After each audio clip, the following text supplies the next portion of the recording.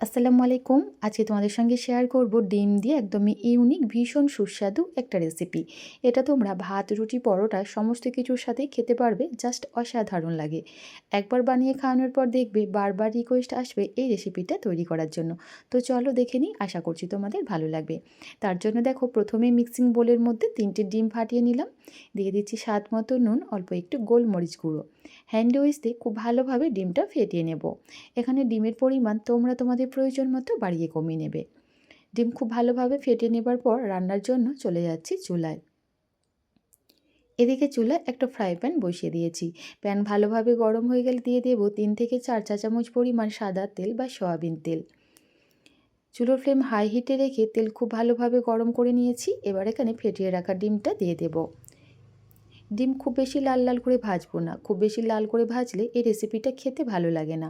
ডিম হালকা ভাজা হয়ে গেলে স্প্যাচুলা দিয়ে এভাবে একটু ছোট ছোট টুকরো করে কেটে নিচ্ছি। তো দেখতেই পাচ্ছ এখানে ডিমের ভুজিয়া খুব সুন্দরভাবে রেডি হয়ে গেছে। আবারও বলছি, খুব বেশি লাল লাল করে ভাজবে না, তাহলে রেসিপিটা খেতে ভালো লাগবে না। এবারে ডিমটাকে প্যান থেকে উঠিয়ে নিচ্ছি। ওই প্যানের মধ্যে দিয়ে দেবো 2 চা চামচ পরিমাণ সাদা তেল, 1 চা চামচ পরিমাণ বাটার। চুলোর ফ্লেম হাই হিটে রেখে তেল খুব ভালোভাবে গরম করে নিয়েছি। এবার দিয়ে দেবো 1 চা চামচ পরিমাণ রসুন কুচি, ঝালের জন্য দিয়ে দিচ্ছি কাঁচা লঙ্কা কুচি। এখানে রসুনটাকে একদম লাল লাল করে ভেজে নিতে হবে, এতে করে দেখবে খুব সুন্দর একটা স্মেল পাবে। রসুন ভাজা হয়ে গেলে দিয়ে দিচ্ছি 2টো মিডিয়াম সাইজের পেঁয়াজ কুচি, দিয়ে দিচ্ছি ক্যাপসিকাম কুচি আর টমেটো কুচি। আমি এখানে এই সমস্ত সবজিগুলো একটু বড় আর কিউব করে কেটে নিয়েছি, এতে করে দেখতে অনেক বেশি সুন্দর লাগবে। আর রান্না করার সময় সবজিগুলো খুব সহজেই গলে যাবে না। চুলোর ফ্লেম হাই হিটে রেখে সবজিটাকে 2 মিনিটের মতো ভেজে নিয়েছি, এতে করে দেখবে সবজির কাঁচা গন্ধটা চলে যাবে। এবার এখানে দিয়ে দিচ্ছি 2 চা চামচ পরিমাণ টমেটো সস, 1 চা চামচ সোয়া সস আর দিয়ে দিচ্ছি 1 চা চামচ পরিমাণ গ্রিন চিলি সস। এই রেসিপিটার ক্ষেত্রে সস মাস্ট অবশ্যই ব্যবহার করতে হবে, এতে করে খেতে অনেক বেশি সুস্বাদু হয়। এবার এই সসের সঙ্গে ভেজিটেবলগুলো খুব ভালোভাবে নেড়েচেড়ে মিশিয়ে 1 মিনিটের মতো একটু কষিয়ে নিচ্ছি। এ পর্যায়ে দিয়ে দেবো অল্প একটু ভিনিগার, 4 থেকে 5 ফোঁটার মতো ভিনিগার অ্যাড করেছি। আবারও খুব ভালোভাবে একটু মিশিয়ে নিচ্ছি। এবার চুলোর ফ্লেম একেবারে লো ফ্লেমে রেখে একটা মিশ্রণ তৈরি করে নেব।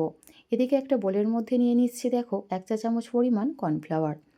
হাফ কাপ পানির মধ্যে কর্নফ্লাওয়ার খুব ভালোভাবে গুলিয়ে নিচ্ছি। তোমাদের হাতের কাছে এখানে কর্নফ্লাওয়ার না থাকলে এই পর্যায়ে তোমরা 1 চা চামচ পরিমাণ ময়দা অথবা চালের আটাও ব্যবহার করতে পারবে। কর্নফ্লাওয়ার পানির সঙ্গে খুব ভালোভাবে মিশিয়ে নেবার পর এই মিশ্রণটা আমরা সবজির মধ্যে দিয়ে দেব। ওই বাটি ধুয়েই আরও হাফ বাটি পরিমাণ পানি অ্যাড করছি।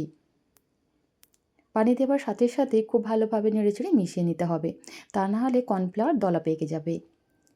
আর এখানে খুব বেশি পরিমাণ পানি দেওয়া যাবে না, তাহলে দেখবে সবজিটা অনেক বেশি নরম হয়ে যাবে, রেসিপিটা খেতে ভালো লাগবে না। খুব ভালোভাবে মিশিয়ে নেবার পর এখানে দিয়ে দিলাম 1 চা চামচ পরিমাণ চিনি, ঝালের জন্য দিয়ে দিলাম অল্প একটু গোলমরিচ গুঁড়ো আর স্বাদ মতো নুন। যেহেতু সসের মধ্যে নুন থাকে তাই অবশ্যই এখানে একটু কম পরিমাণেই নুন ব্যবহার করতে হবে। সমস্ত কিছু উপকরণ খুব ভালোভাবে নেড়েচেড়ে মিশিয়ে নেবার পর গ্রেভিটাকে 2 মিনিটের মতো খুব ভালোভাবে ফুটিয়ে নিচ্ছি।